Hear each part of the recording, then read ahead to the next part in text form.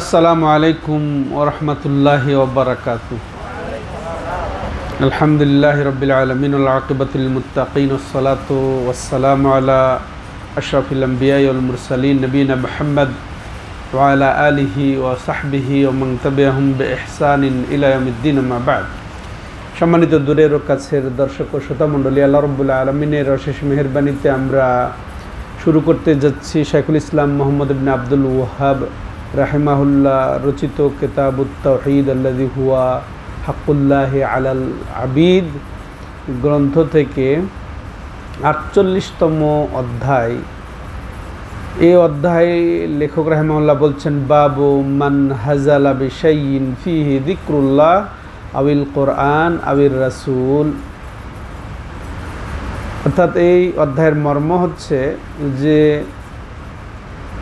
যে ব্যক্তি আল্লাহর জিকির, কোরআন, রাসূলুল্লাহ সাল্লাল্লাহু আলাইহি সাল্লামের কোনো কিছু নিয়ে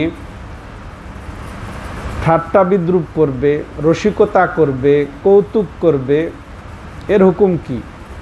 এটা দুটো অর্থ আসে। এই যে মান, এটা শারতিয়া হলে তার হুকুম হলো কুফর, ওরকমই হবে তার হুকুম, যে এটা হচ্ছে সে কুফরি করলো। আর এই কুফরি করা এটা তাওহীদের পরিপন্থী। আর এটা আমরা কিসের ক্লাস করি নিয়মিত? কিতাবুত তাওহীদ। তা তাওহীদের যেহেতু পরিপন্থী, এই যে রসিকতা করা, কৌতুক করা, ঠাট্টা বিদ্রূপ করা, আল্লাহর জিকির, কোরআন, রাসূল বা দিনের কোনো কিছুকে, যেহেতু এটা তাওহীদের পরিপন্থী, তাওহীদের বিপরীত, এটা কুফর, এই জন্যেই লেখক রাহিমাহুল্লাহ বিষয়টা এখানে যুক্ত করেছেন। খুবই গুরুত্বপূর্ণ বিষয়। আর এটা কিতাবুত তাওহীদকে সেভাবেই তিনি সাব্যস্ত করছেন, যেমন পজিটিভ আকারে তিনি তাওহীদের বয়ান দিয়ে গেছেন, এরপরে ঠিক তাওহীদ পরিপন্থী শিরিক, কুফর, নেফাক, বড় শিরিক, বড় কুফর, বড় নেফাক, ঠিক তেমন বড় ছোট শিরিক, ছোট কুফর, ছোট নেফাক, এগুলাও ঠিক তাওহীদের পরিপন্থী বিষয়গুলোও তিনি অধ্যায়ে অধ্যায়ে এটা তুলে ধরেছেন তাওহীদের সংরক্ষণের জন্যে। পুরাটাই কিতাবুত তাওহীদ, পুরাটাই কিতাবুত তাওহীদ। তো এখানে তিনি বলছেন যে ব্যক্তি সামান্য হলেও, যার মধ্যে আল্লাহর জিকির আছে বা কোরআন বা রাসূল সাল্লাল্লাহু আলাইহি সাল্লাম নিয়ে রসিকতা করবে, কৌতুক করবে, ঠাট্টা তো দূরের কথা, মজাক তো দূরের কথা, বিদ্রূপ তো দূরের কথা, যদি রসিকতা করে বলে তাহলেও সেটা হবে কুফরি, তাওহীদ পরিপন্থী। সেটা মুখ দিয়ে বললেও, ভিতর থেকে না বললেও, শুধু মুখ দিয়ে বলেছে, অন্তর থেকে বলে নাই, তারপরেও সেটা কি হবে? কুফরি হবে। নাসালুল্লাহ সালাম আল আফিয়া। এখানে লেখক রাহিমাহুল্লাহ হাজল শব্দটা নিয়ে এসেছেন। যারা আরবি বুঝবেন, তারা বিষয়টা ভালো জানবেন যে এখানে অবশ্য কোরআনের আয়াতে এবং হাদিসে ইস্তেহজা শব্দটা এসেছে। ইস্তেহজা মানে ইস্তেখফাফ, মানে এটাকে আসল ঠাট্টা বিদ্রূপ বলা হয় ইস্তেহজা। কিন্তু লেখক রাহিমাহুল্লাহর দেখেন বিচক্ষণতা, তার ফিকহি আইডিয়া যে কত সুন্দর, যে ওটা না, উনি এর চেয়ে হালকা যেটা, এটাকে হাজল বলা হয়, মাজাহ বলা হয়। আর সেটা কি? রসিকতা। আমাদের ভাষায় ঠাট্টা, বিদ্রূপ, রসিকতা, কৌতুক। আপনাদেরকে প্রশ্ন করি, ঠাট্টা বিদ্রূপ আর রসিকতা কৌতুক, এই যে এটা দুটো দিক বললাম, ঠাট্টা বিদ্রূপ এবং রসিকতা কৌতুক, কোনটা মারাত্মক? ঠাট্টা বিদ্রূপটা মারাত্মক। আর এটা কিন্তু কোরআনে এসেছে, হাদিসে এসেছে, এটা মারাত্মক। কিন্তু লেখক রাহিমাহুল্লাহ হালকাটা নিয়েছেন, ওর চেয়ে হালকা, এর মধ্যে গভীরতা আছে, ঠাট্টা বিদ্রূপে গভীরতা আছে, একের অন্তরের দিকে ঢুকে যাওয়ার একটা আশঙ্কা আছে। কিন্তু রসিকতা, এটা সত্যকে এড়িয়েও, মুখে এমনি, অন্তর থেকে না হলেও রসিকতা এসে যায়। মুমিনের দ্বারাও রসিকতা এসে যায়, কৌতুক ছলে সত্যকে মিথ্যা, মিথ্যাকে সত্য বলে মানুষকে হাসানোর জন্যে বলে, নাউজুবিল্লাহ। কিন্তু এটা বাহ্যিকভাবে কোনো ব্যক্তি বা সামাজিক বিষয়ে যদি রসিকতা করে, সত্যকে মিথ্যা, মিথ্যাকে সত্য করে প্রচার করে তুলে ধরে উপস্থাপন করে মানুষকে হাসানোর জন্যে, হ্যাঁ, তাহলে এটাও কিন্তু কাম্য না। মিথ্যার রসিকতা দরকার নেই, আপনি সত্য দিয়ে রসিকতা করেন, অনেক পাওয়া যাবে, হ্যাঁ। কিন্তু মিথ্যা দিয়ে রসিকতা তো করা জায়েজ নেই। আর সেখানে যদি আল্লাহর জিকিরের ক্ষেত্রে, আল্লাহর কোরআনের ক্ষেত্রে, আল্লাহর রসুলের ক্ষেত্রে দ্বীনের কোনো বিষয়ে রসিকতা করে বললেও সেটা কুফরি হবে, এটার লেখক রাহিমাহুল্লাহ বুঝিয়ে দেওয়ার জন্যে ওর চেয়ে হালকা শব্দটা নিয়ে এসেছেন। কোরআনে হাদিসে যেটা বর্ণিত এসেছে ওর চেয়ে হালকা শব্দটা নিয়ে এসেছেন। বুঝে আসছে? এটা বুঝার বিষয় এখানে, হ্যাঁ। তাই দুটাই তাহলে কুফরি, হালকা করে রসিকতা করলেও এটা কুফরি, আর যদি গভীরভাবে রসিকতা ঠাট্টা বিদ্রুপ করে তাহলে তো কুফরি। আর এটা এই রসিকতা এটা হচ্ছে একেবারে অকাট্যতার বিপরীত। মানুষ অকাট্যভাবে কুফরি করে, অকাট্যভাবে কুফরি কালাম করে, হ্যাঁ, ওটা না হয়ে এটা কিন্তু মানুষের গভীরতা থেকে সাধারণত আসে না, হ্যাঁ, সেটা হলে ঠাট্টা। কিন্তু হ্যাঁ, গভীরতা থেকে ঠাট্টা হলেও তো ওটা কোনো প্রশ্নই নেই কুফরির ক্ষেত্রে। কিন্তু এটাও শুধু মুখ দিয়ে বললেও, রসিকতা করে বললেও এটা কি কুফরি। এখানে আর ছোট আর বড় নাই, মুখ দিয়ে বললেও, মন থেকে না বললেও সেটা কুফরি। আল্লাহুল মুস্তাআন, লা হাওলা ওয়ালা কুওয়াতা ইল্লা বিল্লাহ। তো লেখক রাহিমাহুল্লাহর উদ্দেশ্যই যে ব্যক্তি এরকম করলো, অর্থাৎ আল্লাহর জিকির, রাসূলের ক্ষেত্রে এবং কোরআনের ক্ষেত্রে কোনো রসিকতা কৌতুক করলো, কারণ এই শব্দ চয়ন লেখক রাহিমাহুল্লাহ যে অনেক মুসলমানদের মুখ দিয়েও এ ধরনের কথা বের হয়ে যায়, এই সতর্কীকরণের ভিত্তিতেই তিনি এই হালকা শব্দটা নিয়ে এসেছেন, ইস্তেজাবাদ দিয়ে হাজল শব্দটা নিয়ে এসেছেন। আপনারা মনে রেখেন, ঠিক আছে? ইস্তেজা তো কোনো কথাই নাই।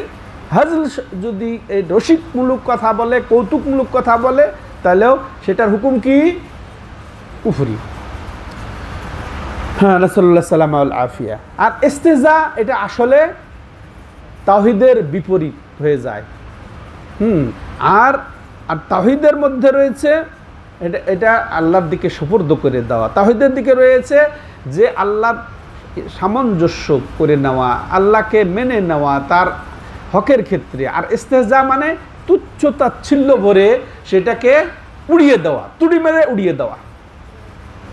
তাহলে কোরআনকে তুড়ি মেরে উড়িয়ে দেওয়া, রাসূলকে তুড়ি মেরে উড়িয়ে দেওয়া, রাসূলের যেখানে চর্চা আছে, উল্লেখ আছে, রাসূলের হাদিস যেখানে আল্লাহর জিকির আছে, সেটাকে মজাক করা মানে কি?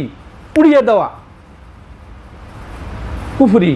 নাসালুল্লাহ সাল্লামা আফিয়া। আর এগুলা মূলত কাদের কাম? মুনাফেকদের। এখানে মুনাফেকদের কথা। এবার দলিল লেখক রাহিমাহুল্লাহ দুটি নিয়ে এসেছেন, এক্ষেত্রে দলিল দুটি নিয়ে এসেছেন, গুরুত্বপূর্ণ। একটা কোরআনের আয়াত থেকে সূরা তওবার তিনি দলিল নিয়ে এসেছেন। এরপরে এর তাফসীর ভিত্তিক যে হাদিস এসেছে, সে হাদিস তিনি দলিল হিসেবে উপস্থাপন করেছেন। এখন আসেন দলিল কি পেশ করেছেন লেখক রাহিমাহুল্লাহ এই বিষয়টিকে তুলে ধরার জন্যে, এটাকে কুফুর প্রমাণ করার জন্যে, এটাকে মুনাফিকি প্রমাণ করার জন্যে তিনি কি তুলে ধরেছেন সেটা আমরা শুনি। কাউলিল্লাহি তাআলা ওয়ালা ইন সাআলতাহুম লা ইয়াকুলুন্না ইন্নামা কুন্না নাখুদু ওয়া নালআব কুল আবিল্লাহি ওয়া আয়াতিহি ওয়া রাসূলি কুনতুম তাস্তাহজিউন লা তা'তাযিরু কাদ কাফারতুম বা'দা ঈমানিকুম। একাধিক আয়াত এখানে একই বিষয়ে। এখানে আয়াতের মর্ম হচ্ছে ওয়ালা ইন সাআলতাহুম, আল্লাহ রাসূলুল্লাহ সাল্লাল্লাহু আলাইহি সাল্লামকে সম্বোধন করে বলছেন যে তুমি তাদেরকে যদি জিজ্ঞাসা করো, তাদেরকে বলতে কাদেরকে? মুনাফিকদেরকে। মুনাফিকদেরকে যদি তুমি জিজ্ঞাসা করো এই যে তারা এই কুফরি কালাম করলো কেন, তারা এই আল্লাহর জিকির, কোরআনকে নিয়ে, রসুলকে নিয়ে এরকম ঠাট্টা বিদ্রুপ করলো কেন, তাদেরকে তুমি হে নবী যদি জিজ্ঞাসা করো, হ্যাঁ, তারা ওজোর করে বলবে কি জানো? এটা আল্লাহ তাকে জানিয়ে দিচ্ছেন, অগ্রিম জানিয়ে দিয়েছেন বা আল্লাহ স্পষ্ট করে দিচ্ছেন। তাহলে অবশ্যই তারা কেন এই ইস্তেহজা করলে, ঠাট্টা বিদ্রুপ করলে এই মুনাফিকরা, তাহলে অবশ্যই তারা ওজোর করে বলবে কি জানো, তোমাকে বুঝ দেওয়ার জন্যে এটার জবাব দিয়ে তারা কি বলবে, যে অবশ্যই তারা বলবে, আল্লাহ এখানে আবার লাম শব্দ ব্যবহার করছে, অবশ্যই তারা কি বলবে, লাম তাকিদ নুন তাকিদ, অবশ্যই তাগিদ দিয়ে আল্লাহ বলছেন তাদের কথা নকল করে, যে তারা অবশ্যই বলে ইন্নামা কুন্না নাখুদু ওয়া নালআব, আসলে আমরা নিশ্চয়ই আমরা এখানে আসলে কথার বিনিময় করছিলাম। একজন এক কথা বলছে, আরেকজন আরেক কথা বলছে, এই কথা ওই যে রসিকতার ছলে, কৌতুকের ছলে, এগুলো আমরা ভাবের আদান প্রদান করছিলাম, এটা খেল তামাশা করেই বলছিলাম, হ্যাঁ, যাতে যাতে আমাদের রাস্তাটা তাড়াতাড়ি কাটে। এটা আসলে তাবুক অভিযানে নবী সাল্লাল্লাহু আলাইহি ওয়াসাল্লাম ছিলেন, ওই অভিযানের ঘটনা এটা, তাবুকের অভিযানের ঘটনা এটা। হ্যাঁ, তো এরা তাই বলছে নাখুদু ওয়া নালআব, আমরা আসলে কথোপকথন ছলে বলেছি, এটা একজন আরেকজনের কথা বিনিময় ছলে আমরা বলেছি, এটা আসল করে বলি নাই, অন্তর থেকে বলি নাই, এগুলা তারা জবাব দেবে। কে বলছেন? আল্লাহ। আল্লাহ বলছেন। এটা কাকে বলছেন? রাসূলুল্লাহ সাল্লাল্লাহু আলাইহি সাল্লাম। এরপরে আল্লাহ বলছেন, হে নবী, তাদেরকে জবাব দিয়ে দাও, কুল আবিল্লাহি ওয়া আয়াতি ওয়া রাসূলিহি কুনতুম তাস্তাহজিউন, তাইলে কি তোমরা আল্লাহর সাথে, আল্লাহর আয়াতের সাথে, ওয়া রাসূলিহি এবং আল্লাহর রাসূলের সাথে তোমরা ঠাট্টা করছিলে, কুনতুম তাস্তাহজিউন, হ্যাঁ, তোমরা এত ছোট মনে করলে আল্লাহকে, রাসূলকে, তার আয়াতকে, তার রাসূলকে, কে, হ্যাঁ, তুমি রসিকতা সেই বলেছো, কিন্তু আল্লাহকে নিয়ে রসিকতা, রাসূলকে নিয়ে রসিকতা, কোরআনকে নিয়ে রসিকতা, যেখানে আল্লাহর নাম আছে সেই আল্লাহর নামকে নিয়ে রসিকতা, আল্লাহ সঙ্গে সঙ্গে প্রত্যাখ্যান করে দিতে বলছেন, কোনো কৈফিয়ত চলবে না, কোনো ওজর চলবে না। এরপরে আল্লাহ আরও স্পষ্ট করে বলছেন, যে বলো আরও কি, লা তা'তাযিরু কাদ কাফারতুম বা'দা ঈমানিকুম, যে খবরদার কোনো রকমের কৈফিয়ত পেশ করার তোমরা অপচেষ্টা করো না, ওজর পেশ করো না, কারণ তোমরা ঠিক ঈমান এনেছিলে, ঠিক আছে, যে মুসলমানদের সাথে যেহেতু তারা যুদ্ধে আছে, এরা আবার কিছু আবার ফিরে আসছে, ইসলামের দিকে ফিরে আসছে আলহামদুলিল্লাহ, কিন্তু বলছেন যে তোমরা ঠিক ঈমান আছে, তবে তাদের ঈমান ছিল মজবুত ঈমান হলে এরকমটি তাদের দ্বারা সম্ভব ছিল না। হ্যাঁ, তো আল্লাহ বলছেন যে তুমি তাদেরকে জানিয়ে দাও, তোমরা ঈমান আনার পরে অবশ্যই তোমরা কুফরি করেছো। এই কথা বলার ফলে চিন্তা করে দেখেন সম্মানিত দর্শক ও শ্রোতা মণ্ডলী, যারা আপনারা উপস্থিত শুনছেন, যারা আপনাদের পিছনে শুনছেন, শুনবেন, তারা ভালো করে বুঝে নেন যে কোনো এই দিনের ক্ষেত্রে কোনো রসিকতা গ্রহণযোগ্য নয়। এক কথাই শেষ এটা, হ্যাঁ, যে তোমরা ঈমান এনেছিলে, মুসলমান হয়েও মুনাফিক তো আছেই, এরা বলছে, বলবে, প্রকাশ্যে বলবে, অপ্রকাশ্যে বলবে, মুসলমানদের সামনে হয়তো বা তারা এইরকম এরকম করবে, লুকোচুরি খেলবে, কিন্তু মুসলিম হয়েও কেউ যদি রসিকতা করে আল্লাহর শানে, রাসূলের শানে বেয়াদবিমূলক শব্দচয়ন করে, তাহলে সেও কাফের হয়ে যাবে, এতে কোনো সন্দেহ নাই। এই দলিল সূরা তাওবার সেই মনে করেন 65-66 নাম্বার আয়াত এখানে উল্লেখযোগ্য। বলে দাও যে তোমরা ওজর আর পেশ করার অপচেষ্টা করো না, তোমরা ঈমান এনেছিলে ঠিকই, তার দুর্বল ঈমান ছিল তোমাদের, এটাই প্রমাণ হয়, কারণ মজবুত ঈমান হলে কখনোই তাদের দ্বারা এটা এ ধরনের কথা সম্ভব নয় বের হওয়া। হ্যাঁ, তাহলে আমরা স্পষ্ট হইলাম। এখন সময় দর্শক ও শ্রোতা মণ্ডলী, এখানে সরাসরি যদি দিনকে আক্রমণ করে কেউ, দিনের কারণেই যদি কাউকে, কোনো মুসলিমকে নিয়েও যদি ঠাট্টা বিদ্রুপ করে, রসিকতা করে, তাইলেও সে কাফের হয়ে যাবে, নাউজুবিল্লাহ। কিন্তু হ্যাঁ, এখানে একটু আছে যে কোনো মুসলিম হয়তো বা তার শিক্ষা দীক্ষা, তার হিকমতের অভাবে, তার ব্যক্তিগত কারণে যদি কেউ তাকে উপহাস রসিক করে, সাধারণত এগুলা ওটার চেয়ে হালকা। বুঝতে পেরেছেন পার্থক্য? হ্যাঁ, ওটার চেয়ে হালকা। হ্যাঁ, তখন তারপরেও এটা জায়েজ নয়, এটা হারাম হবে। বুঝে আসছে যে মুসলমান হওয়ার কারণে যদি তাকে উপহাস করে, কিন্তু তারপরে ওর হিকমতের অভাবের কারণে, অজ্ঞতার কারণে যদি ও কারণ হয়ে দাঁড়ায়, হ্যাঁ, ওর আচরণের কারণে যদি হ্যাঁ, যদি এই কথাটা অন্য কেউ বলে ফেলে, সরাসরি দিনের উপরে আক্রমণ নয়, সরাসরি দিনের, সরাসরি আয়াতের, সরাসরি রাসূলের দিকে যদি না যায় এটা, তাইলেও সেটা হারাম। ভালো করে বোঝার চেষ্টা করবেন। এবার আসেন, এই আয়াত থেকে আমরা সরাসরি যেটা বুঝলাম যে আল্লাহর সাথে, আল্লাহর আয়াতের সাথে, রাসূলের সাথে ঠাট্টা বিদ্রুপ করা এটা স্পষ্ট কুফরি, যা তাওহীদের সরাসরি সাংঘর্ষিক পরিপন্থী, 1 নাম্বার। 2 নাম্বার যা বুঝলাম যে যার দ্বারা কুফরি কাজ হয়ে যাবে, কুফরি কালাম হয়ে যাবে, সে যদিও দাবি করে যে যে যে যে সে এটা জানতো না যে এটা কুফরি কথা বা এটা কুফরি কাজ, এটা যদিও সে দাবি করে, তাহলে এটা গ্রহণযোগ্য নয়। এই যেটা হাদিসে শুনলেন, লা তাতাজিল, ওরা বলবে যে এটা যে আমরা আসলে হাসি মজাক করছিলাম, এটা যে কুফরি হয়ে যাবে, তো একই কথা হলো না। এখন অনেক মুসলিমও যদি এটা বলে যে আমি এটা জানতাম না এটা কুফরি কালাম, আমি জানতাম না এটা কুফরি কাজ, এই জন্য এটা আসলে বলে ফেলেছি, মাপ চাই, না, তোমার ইমান ছিল ঠিক, কুফরি করেছো তুমি। তওবা করে লা ইলাহা ইল্লাল্লাহ কালেমা পড়ে আবার মুসলমান হও, খালিস তওবা করে মুসলমান হও, এটাই করতে হবে। তাহলে বোঝা গেল যে অজ্ঞতা এখানে গ্রহণযোগ্য হবে হবে না, ভালো করে বুঝেন। এরপরে আরও যেটা আমরা আয়াত থেকে বুঝলাম যে অবশ্যই আমাদেরকে আল্লাহর কালাম, রাসূলের হাদিস, আল্লাহর যার নাম আছে যেগুলা, রাসূলের সাথে আমাদের তাজিম, সম্মান রক্ষা করতে হবে। হ্যাঁ, বুঝে আসছে? তাজিম হচ্ছে একেবারে ইস্তেখাম, একেবারে এর বড়ত্ব, মহত্ব, গুরুত্ব এইটা ধরে রাখতে হবে, সম্মানবোধ ধরে রাখতে হবে রাসূলের সাথে, আল্লাহর সাথে তো বটেই, আল্লাহর আয়াতের সাথে। হ্যাঁ, তো এগুলা সম্মানবোধ রক্ষা করতে হবে। এর থেকে আমরা এটাও বুঝলাম আল্লাহর কিতাবের সাথেও, রাসূলের সাথেও। চতুর্থ যে জিনিসটা আমরা এই আয়াত দ্বারা বুঝলাম সেটা হচ্ছে কি, কেউ যদি কুফরি কালাম করে ফেলে, কুফরি কথা বলে ফেলে, তাইলে সে কুফরি করবে, সে কাফের হয়ে যাবে, যদিও তার বিশ্বাসে এটা না থাকে। যেটা সে বলছে মুখ দিয়ে, সে মন দিয়েও যদি না বলে থাকে, অন্তর থেকেও যদি না বলে থাকে, হ্যাঁ, সে বিশ্বাসও যদি না করে সেটা, কিন্তু মুখ দিয়ে বলেছে, উচ্চারণ করেছে, কুফরি হয়ে যাবে, নাউজুবিল্লাহ, কাফের হয়ে যাবে, নাসাল্লাল্লাহু সাল্লাম আলাইহি। এবার আসেন দ্বিতীয় দলিল, এবং সেটা এই আয়াতগুলারই তাফসির হিসেবে এই হাদিস এসেছে, লেখক রাহিমাহুল্লাহ এখানে তুলে ধরেছেন। সম্মানিত দর্শক ও শ্রোতা মণ্ডলী, হাদিসটি একটু লম্বা, তো আমি পুরা পড়ব না, আমি অর্থ করে যাব, আপনারা বোঝার চেষ্টা করবেন মনোযোগ সহকারে। আন ইবনে উমারা মুহাম্মদ ইবনে কাবিন ওয়া যায়েদ ইবনে আসলামা ওয়া কাতাদা দাখালা হাদিসু বাদিহিম ফি বাদ ইলা আখির হাদিস, আল্লাহু ক্বালা রাজুলুন ফি গাজওয়াতি তাবুক।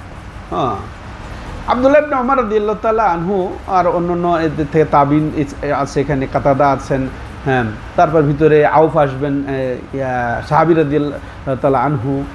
তো তারা বর্ণনা করছে যে কাতাদা দাখালা হাদিসু বাদিহিম বাদা, এরা অনেক বর্ণনা এসেছে, বর্ণনার সমন্বয়ে একটা হাদিস আরেকটা হাদিসের সমন্বয় ঘটেছে এখানে।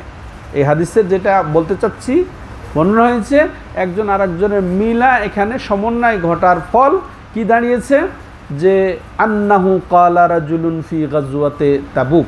হ্যাঁ, তো বর্ণনাকারী বলছেন যে এক ব্যক্তি তাবুকের যুদ্ধে, তিনি সাহাবাদের মধ্যে প্রবেশ করলেন। আন্নাহু ক্বালা রাজুলুন ফি গাজওয়াতে তাবুক, ওই গাজওয়াতে তাবুক বা তাবুক যুদ্ধে একজন বলে উঠল, পরস্পর সাহাবারাই বসে আছেন, হ্যাঁ, ওখানে বলে উঠল কি, মা রায়না মিসলা কুররায়না হাউলা ওয়া আরগাবা বুতুনা ওয়ালা আকযাবা আলসুনা।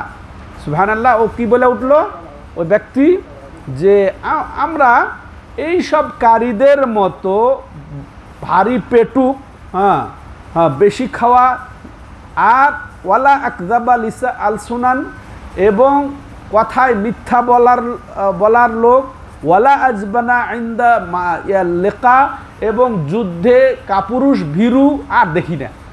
এইসব কারীদের মতো একেবারে ভয়ানক পেটুক, বড় পেটুক, তারপরে বড় মিথ্যুক, আর তারপরে যুদ্ধে শরিক হলে বড় ভীরু আর দেখি না।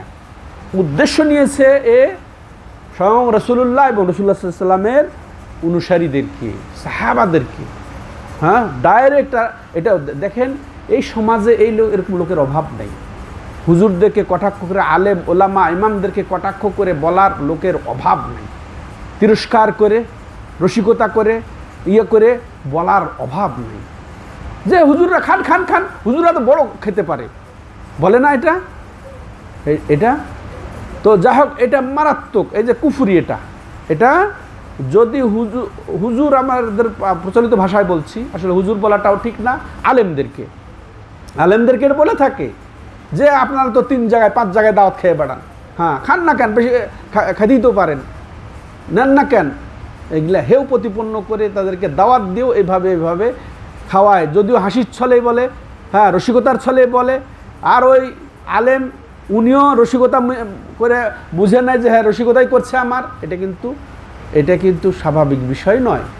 এটা ভালো করে রেখে রাখবেন। যারা বলে তারা সতর্ক হয়ে যাক, আপনাদের মাধ্যমে সতর্ক করতে চায়, যারা শুনছেন, এবং আরও বেশি বেশি করে প্রচার করেন যে কেউ যেন, যত বড় ভদ্রলোক হোক না কেন, সংস্কৃতিবান হোক না কেন, শিক্ষিত লোক হোক না কেন, বড় পদের লোক হোক না কেন, আলেমকে ডেকে বা আলেমের সাথে এ ধরনের কথা, আপনি কার সাথে বলছেন?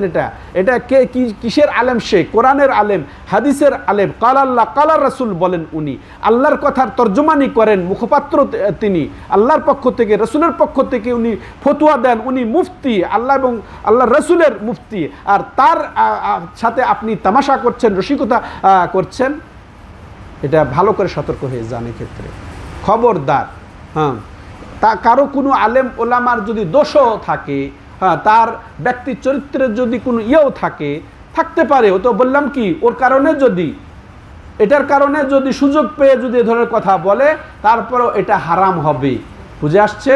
ডাইরেক্ট যদি সে শরীয়ত বা দিন বা কোরআন হাদিস আল্লাহ রসুল এগুলা উদ্দেশ্য না নিয়ে ওই ব্যক্তি যার মনে করেন বেকুফি কারণে যদি বলে ফেলে, আসলেও কিছু আলেম ওলামা আছে ও হুজুর নামধারী পেট পূজারি, শুধু দাওয়াতি খুঁজে বেড়ায়, দাওয়াতি খেয়ে বেড়ায়, কিছু পয়সার জন্যে কোরআন খতম দিয়ে, ইনুস খতম দিয়ে, মিলাদ করে, কিয়াম করে, তারপর এই করে সেই করে, মৃত্যুবার্ষিকী করে, এগুলা করে যারা বেড়ায়, তারাই হচ্ছে আসলে এরাও দোষী। যারা বলবে তারা যেমন দোষী, এতে তো কোনো সন্দেহ নেই। ঠিক এরকম কিছু যে আলেম ওলামা আছে, যারা আলেম নামের কলঙ্ক, যারা আলেম ওলামাদের এই সব দোষারোপের আসলে এরাই হচ্ছে কারণ, এরাই হচ্ছে দোষী এসবের। ওদেরকেও আমরা বলবো যে আপনারা সতর্ক হয়ে যান। আপনারা কোরআনকে আপনার সহজে বিক্রি করে দিয়েন না, সহজ করে মানুষের কাছে তুচ্ছতাচ্ছিলের পাত্র হয়ে দাঁড়ায়েন না, নিজে পাত্র হয়েন না।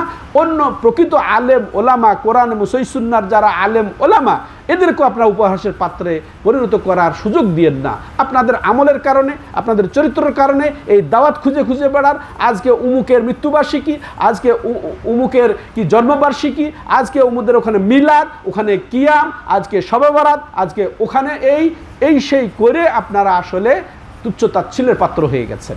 শুধু ওদেরই দোষ নয়, আপনারও দোষ আছে। আপনি সতর্ক হয়ে যান, খবরদার এইরকম করবেন না। যেগুলা হালাল উপায় যেটা আপনার আসে, সেটার মধ্যে আপনি রিজিক খুঁজেন, হ্যাঁ সেটার মধ্যে বরকত হবে। আল্লাহ রাব্বুল আলামিন আমাদেরকে হেদায়েত দান করেন। বলছে এদের মতো পেটুক, আর এদের মতো মিথ্যুক, আর এদের মতো যুদ্ধে কাপুরুষ আর দেখা যায় না। উদ্দেশ্য নিয়েছে। আর একটা কথা ভালো করে শুনে নেন, এখানে কারি শব্দটা উল্লেখ আছে। হ্যাঁ, এখানে হাদিসে এসেছে কি যে মিথলা কুররা এনা হাউলাই, আমাদের এই কারীদের মতো, নাসালুল্লাহ সালাম আল্লাহ আফিয়া। তবে হ্যাঁ, ওই সময়ের কারি আর এই সময়ের কারি কিন্তু এক নয়। ওই সময়ের কারি, রাসূলের যুগের কারি, সাহাবাদের যুগের কারি আর এখনকার বর্তমান কারি এক নয়। ওই সময়ের কারি কাদেরকে বলা হচ্ছে? স্বয়ং রাসূলুল্লাহ সাল্লাল্লাহু আলাইহি ওয়াসাল্লাম কারি, স্বয়ং সাহাবায়ে কেরাম কারি। তারা 10টা আয়াত পড়ার পরে যতক্ষণ পর্যন্ত ওটা পুরোপুরি না বুঝতেন, ততক্ষণ পর্যন্ত আর 10টাতে অগ্রসর হতেন না। তারা শুধু এই যে আক্ষরিককারী ছিলেন না, তারা শুধু শব্দের কারি ছিলেন না, তারা শুধু আয়াতের কারি ছিলেন না, তারা শুধু কোরআন পাঠের কারি ছিলেন না, তারা কোরআনের বুঝের কারি ছিলেন, তারা কোরআনের আমলকারী ছিলেন। এখান থেকে তারা আকিদা বুঝতেন, এখানে তারা ইলম বুঝতেন, আমল করতেন, আমল করে বাস্তবায়ন করে তারা নিজের জীবনে কোরআনকে বাস্তবায়ন করে অগ্রসর হতেন। এরা হচ্ছে কারি, এখানে উদ্দেশ্য এরা। তা এখনকার আমাদের কারি কোরআন মুখস্থ করলে সে মহাকারী। হ্যাঁ, এটা আসলে এটা আমাদের জন্যে আফসুস, এটা আফসুস। অতএব যারা কোরআন মুখস্থ করবেন তাদের প্রতি উদাত্ত আহ্বান যে তারা যারা মুখস্থ করাবেন, শিক্ষক এবং অভিভাবক উভয়ের প্রতি আমার উদাত্ত আহ্বান যে কোরআন পড়িয়ে ছেড়ে দেবেন না, অবশ্যই কোরআন বুঝতে হবে, তাকে আরবি বুঝতে হবে। ওখান থেকে আল্লাহ তাকে যে বলছে উবুদুল্লাহ ওয়ালা তুশরিকু বিহি শাইআ, যে তোমরা আল্লাহরই ইবাদত করো। আর এই হাফেজ বানায় ছেড়ে দিলেন মাজারে দরগায় গিয়ে তারা কোরআন খানি করে, আস্তানায় গিয়ে, হ্যাঁ, তো সে অলির কাছে গিয়ে ওখানে যে দোয়া করায়, দোয়া করে। এই কোরআন বুঝেছে সে? ওটা কারি? কারি হলে হতে হবে আমলকারী, ওটা বুঝে, হ্যাঁ, কোরআন বুঝে, হাদিস বুঝে, এরা হচ্ছে কারি। তো এরকম হতে হবে। অভিভাবকদেরকে বলবো যে হাফেজ বানান, আলহামদুলিল্লাহ, ভালো হাফেজ বানান। এটা বড় আলেম হওয়ার একটা অন্যতম উপায় হচ্ছে হাফেজ হওয়া। যে যখন যে বিষয়ে লেকচার দিতে হয়, আকিদার বিষয়ে, পুরা সূরা বাকারায় কোন কোন আয়াত হচ্ছে আকিদার আয়াত, তাওহীদের আয়াত, শিরকের আয়াত বলে ফেলতে পারবে, আলহামদুলিল্লাহ। একেবারে সূরা বাকারা সে ব্রেনকে একে দৌড়াবে আর সূরা ওই আয়াতগুলা বলবে আর মানুষকে বুঝাবে। কত চমৎকার কথা! শিরকের ব্যাপারে বলবে আর সে বুঝাবে, সালাতের ব্যাপারে বলবে আর বুঝাবে, যাকাতের ব্যাপারে বলবে আর বুঝাবে, সিয়ামের ব্যাপারে বলবে আর বুঝাবে। এইভাবে আলেম বানান আপনি। হ্যাঁ, হাফেজ বানায় ছেড়ে দিয়েন না। একে এমন প্রতিষ্ঠানে আপনি ভর্তি করান, পড়ান হাফেজ বানায়, হ্যাঁ, যে মাশাআল্লাহ সে কোরআনকে পরিপূর্ণ সঠিকভাবে, সঠিক আকিদা ভিত্তিক, তাওহীদ ভিত্তিক বুঝবে, আমলকারী হবে। আল্লাহ রাব্বুল আলামিন তৌফিক দান করেন। হ্যাঁ, তো এই কারীরা তাহলে ঠিক এখনকার কারীরা অনেকটাই কিন্তু ফেসে যাবে, যে তাদের যে আচরণ পেটুক, হ্যাঁ, এটা যেন, এই বদনামটা যেন আমরা নিজেরাই কারণ না হয়ে দাঁড়াই। এই বদনামের কারণ আমরা নিজেরা যেন না হয়ে দাঁড়াই, সুযোগ না দেই, ওদেরকে আরো পাপ করার সুযোগ দিবেন না। এই সব আলেম ওলামারা যারা দাওয়াত কেন্দ্রিক, যারা পকেট আর পেটের যারা খালি ছাড়া কিছুই বুঝেন না, তাদেরকে সতর্ক করে দেই, আপনিও গুনাহগার হচ্ছেন, অন্যকে গুনহার আপনি একটা কারণ হয়ে দাঁড়িয়েছেন, ওদেরকে উপহাস করার সুযোগ দিচ্ছেন, আপনি উপহাসের পাত্র হয়ে যাচ্ছেন, নাউজুবিল্লাহ। আসেন এরপরে এদের চেয়ে মিথ্যুক, এদের চেয়ে ভীরু আর দেখি না। এরা উদ্দেশ্য নিয়েছে কাকে? এরা পরস্পর বলছে, কিন্তু একজন বলছে আর অন্যরা মজা নিচ্ছে। এটাই তো হয়। এই যে যেগুলো আড্ডা, চায়ের স্টল বা এখানে ওখানে বন্ধু বান্ধব একত্রিত হলে, এক শ্রেণী আকৃত হলে সব এটাই তো হয়। একজন বলে আর একজন হা হা করে, বাকিরা সাপোর্ট করে। এটাই ওই সময় ঘটেছে, আল্লাহুল মুস্তাআন, ওই সময় ঘটেছে। হ্যাঁ, তো এরা উদ্দেশ্যই নিয়েছে রাসূল সাল্লাল্লাহু আলাইহি ওয়াসাল্লাম এবং তার সাহাবাদেরকে এই কারি বলে। ফাকালা লাহু আউফ ইবনে মালিক, গর্জে উঠলেন তাওহীদের সিপাহ সালার সে আউফ বিন মালিক রাদিয়াল্লাহু তাআলা আনহু। অন্যরা তো বোকা, ওর মতোই কিছু বোকা ছিল, ওরা চুপচাপ ওইভাবে হাসা তামাশা করছে। একজন গর্জে উঠলেন, আউফ বিন মালিক রাদিয়াল্লাহু তাআলা আনহু, ওয়ারদা কাযিবতা ওয়ালাকিন্নাকা মুনাফিক, তুমি অবশ্যই তুমি মিথ্যা বলেছো, বরং তুমি শুধু মিথ্যাই বলনি, তুমি একের প্রকৃত মুনাফিক একজন। হ্যাঁ, লা উখবিরান্না রাসূলুল্লাহ সাল্লাল্লাহু আলাইহি ওয়াসাল্লাম, অবশ্যই আমি তোমার এই আচরণ, এই কথা সবগুলা আমি রাসূলুল্লাহ সাল্লাল্লাহু আলাইহি ওয়াসাল্লামকে তুলে ধরবো। ফাযাহাবা আউফ ইলা রাসূলিল্লাহ সাল্লাল্লাহু আলাইহি ওয়াসাল্লাম লিইখবিরাহু, আউফ তখন কি গেলেন, রাসূলুল্লাহ সাল্লাল্লাহু আলাইহি ওয়াসাল্লাম কাছে চলে গেলেন, দৌড়ে চলে গেলেন তাকে খবর দেওয়ার জন্য যে এই লোক এই কথা বলেছে। ফাওয়াজাদাল কোরআনা কাদ সাবাকাহু, আউফ যে দেখছে যে তার আগে কোরআন ওখানে এসে গেছে। আল্লাহ যিনি আলিমুল গায়েব, অন্তরস্থলের খবর জানেন, তিনি সব জেনে বুঝে সরাসরি তার প্রিয় হাবিব সাল্লাল্লাহু আলাইহি ওয়াসাল্লামকে খবর দিয়ে দিয়েছেন কোরআন তার অগ্রগামী হয়ে গেছে। ফাজা যালিকার রাজুলু ইলা রাসূলিল্লাহি সাল্লাল্লাহু আলাইহি ওয়াসাল্লাম, পিছে পিছে ওই ব্যক্তিটা যে এরকম কথা বলল, সে ব্যক্তিটাও চলে আসলো। ওয়াকাদের তাহালা ওয়ারাকেবা না কাতাহু, সে আসছে আর তার উটের উপর চড়ে সে আসলো। ফাকাল, এরপর বলছে ইয়া রাসূলুল্লাহ ইন্নামা কুন্না নাখুদু ওয়া নাতাহাদ্দাসু হাদিসা রাকবি ফা নুকাত্তিউ বিহি আন্নাত তারিক। ইয়া রাসূলুল্লাহ, দেখে এই ওজপের শুরু করেছে এখন। ইয়া রাসূলুল্লাহ, আমরা আসলে আমাদের কথার বিনিময় করছিলাম, একজন আর একজন এইভাবে এই করছিলাম, কথাবার্তা কথোপকথন করছিলাম। এটা কাফেলা যেমন একত্রিত হইলে যেগুলো সাধারণত হয় সেগুলা করছিলাম, যাতে রাস্তা আমাদের এটা অতিক্রম করি সহজে। হ্যাঁ, মানে কোনো আমাদের রাস্তার যেন পরিশ্রম এগুলা কিছু না আমাদেরকে বাধা দেয়। তো এটা বলছিল। ওয়ালা ইবনে উমার, আব্দুল্লাহ ইবনে উমার বলছেন, আমি তখন দেখছি কান্নি আনজুর ইলাইহি মুতাআল্লিকান বে নাসআতে নাকাতে রাসূলিল্লাহ সাল্লাল্লাহু আলাইহি সাল্লাম ওয়া ইন্নাল হিজারাতা তানকুবু রিজলাইহি। আর আব্দুল্লাহ ইবনে আব্বাস দেখছেন, তার অবস্থা এখন বর্ণনা করছেন। ওই যে ওই কথাটা বলেছিল তার অবস্থা এখন বর্ণনা করছেন কে? আব্দুল্লাহ ইবনে উমার। আমি যেন দেখছি যে রাসূলুল্লাহ সাল্লাল্লাহু আলাইহি সাল্লামের উটের লাগাম ধরে সে একেবারে পাথরে পা ছিঁড়ে যাচ্ছে, সে রাসূলুল্লাহ লাগাম ছাড়ছে না, আর তার পা দুটা পাথরের ওপর ছিঁড়ে যাচ্ছে, আহত হচ্ছে, তার কষ্ট পাচ্ছে। এমত অবস্থায় সে ভয়ানক পরিস্থিতি, সেও আটকে গেছে, সেও ভয় পেয়ে গেছে, বোঝা যাচ্ছে এটা।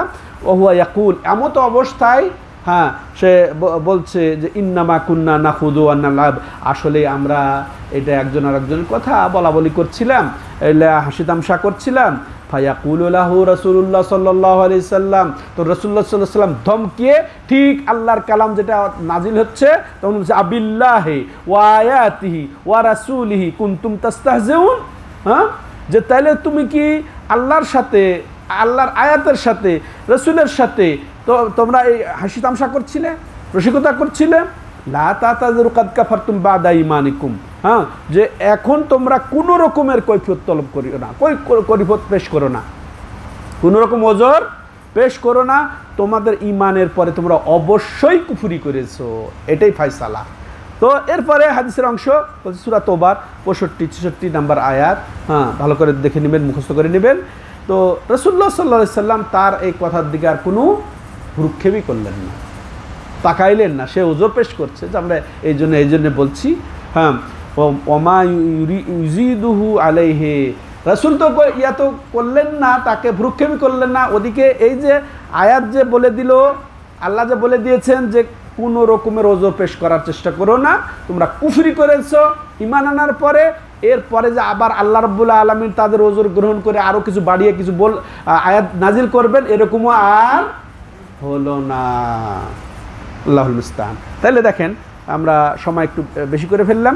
তাহলে এখানে আমরা সরাসরি এই হাদিস থেকে কি বুঝলাম, ওই আয়াতেরই তাফসিরে মূলত, হ্যাঁ এই স্বতন্ত্র হাদিসে আমরা কি বুঝলাম, যে মুনাফেকদের ভিতর অনেক নিকৃষ্ট, ওদের ভিতরে মুসলিমদের মুমিনদের হ্যাঁ ব্যাপারে, আল্লাহর ব্যাপারে, রাসূলদের ব্যাপারে গলিজ পদার্থ এগুলা জমা হয়ে থাকে, কখনো কখনো প্রকাশ পেয়ে যায়। হ্যাঁ, কখনো কখনো প্রকাশ পেয়ে যায়, যেটা ওই সময় হয়েছে। হ্যাঁ, এমনি স্বাভাবিক সময় হয়তো প্রকাশ পায় না, কিন্তু কখনো কখনো আল্লাহ প্রকাশ করে দেয় যে মুনাফেক। ঠিক আছে, এটা আমরা বুঝলাম। ঠিক তেমনইভাবে আল্লাহর সাথে ঠাট্টা বিদ্রুপ এবং আল্লাহর আয়াতের সাথে ঠাট্টা বিদ্রুপ, রাসূলের সাথে ঠাট্টা বিদ্রুপ, এটা যে করবে সেটা কাফের হয়ে যাবে, এটা আমরা স্পষ্ট বললাম, যদিও সেটা রসিকতামূলক হয়। বুঝে আসলো?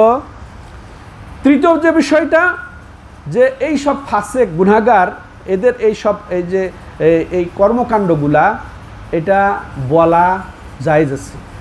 যারা আলেম বা যারা আমির, শাসক, এদেরকে যে অভিযোগ করা যে কিন্তু এই কথা বলেছে আল্লাহর বিরুদ্ধে, যেমন এই যে কত মুরতাদ হয়ে যাওয়ার এগুলার বলে না, যে কিন্তু এই মুরতাদ হয়ে গেছে, এই কথা বলেছে রাসূলের শানে, আল্লাহর শানে, আল্লাহর কিতাবের শানে, আল্লাহর যেখানে জিকিরের শানে এই কথা বলেছে। এগুলা এদের অপকর্মের কথা শাসককে গিয়ে বলাটা এটা গীবত নয়, বা এটা একজনের কথা আর একজনের কথা লাগানোর ভুক্ত নয়, বরং এটা এই জন্যই বলছে যে তাকে যেন আইনের আওতায় নিয়ে আসা হয়, তাকে যেন শাসন করা হয়, বা তার যেটা প্রাপ্য বিচারে সেটা যেন দেওয়া হয়। এটা মূলত বা বিন নসিহা, এটা নসিহতের জন্য এটা বলাটা উচিতই। হ্যাঁ হ্যাঁ, শুধু জায়েজই নয়, জায়েজ। কিন্তু যদি এটা উদ্দেশ্য ছাড়া এই যে ফাসাদ সৃষ্টি, আসলে নামিমা যেটা, গীবত যেটা, এটা বিপর্যয় সৃষ্টি করার জন্য, তাই না? এটা আর যেটা আপনি বলবেন নসিহতের জন্যে, তাকে নসিহত করেন, তাকে শাস্তি দেন, এটা বলাটা কি? এটা হচ্ছে জায়েজ, কারণ এটার মধ্যে রয়েছে ইসলাহ, এটার মধ্যে আছে সংশোধন। ঠিক আছে? হ্যাঁ। তো তবে এই নসিহতটা যেন শরীরসম্মত হয়, তাই না? অপমান করে নয়, সবার সামনে নয়, আবার আপনি নসিহত করতে যে তিরস্কারমূলক না বলেন। ঠিক আছে? এটা শরীয়তের ইয়েতে গণ্ডিতে বলতে হবে আমাকে অবশ্যই এসব বিষয়। হ্যাঁ। এরপরে যেটা আমরা আরও জানছি যে আল্লাহর শত্রু, রাসূলের শত্রুদের ক্ষেত্রে কঠোরতাও কাম্য, কঠোরতাও অনেক সময় কাম্য।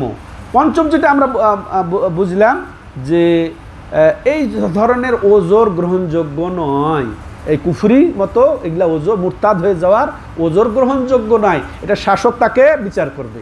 ঠিক আছে? শাসকের এটা দায়িত্ব। তেমনইভাবে আমরা যেটা জানলাম, শেষ কথা আমরা এটা বলবো যে আল্লাহর সাথে, রাসূলের সাথে, কোরআনের সাথে এটা ঠাট্টা বিদ্রুপ করা, এটা হচ্ছে ইসলাম থেকে তাকে বের করে দেবে, মুরতাদ হয়ে যাবে। এটা ইসলাম বিনষ্টকারী, ঈমান বিনষ্টকারী, তাওহীদ বিনষ্টকারীর অন্যতম কারণ। এটা আমরা বুঝবো। আর এটা মুখ দিয়ে বের হলেই ইসলাম থেকে সে খারিজ হয়ে যাবে, যদিও সে ভিতর থেকে, মন থেকে না বলে থাক। বুঝে আসলো? আল্লাহ রাব্বুল আলামিন আমাদেরকে পূর্ণ মাত্রায় হেফাজত করেন সব কুফরি কালাম থেকে, কুফরি কর্ম থেকে। যদিও এটা অন্তরের বিষয় থেকে না হয়, মুখে, জবানের যেন আমরা হেফাজত করি। জবানের হেফাজত জরুরি। জবানের ভয়াবহতা সবচেয়ে বেশি। মানুষ জাহান্নামে যাবে কিসের কারণে?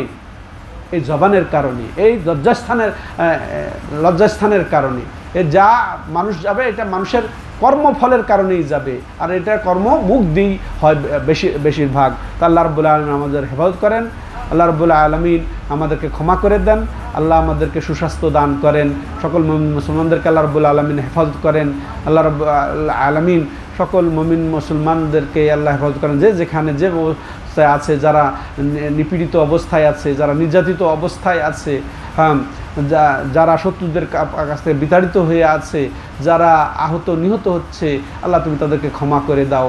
হ্যাঁ, তাহলে তাদেরকে তুমি হেফাজত করো, তাদেরকে উত্তম আশ্রয় দান করো।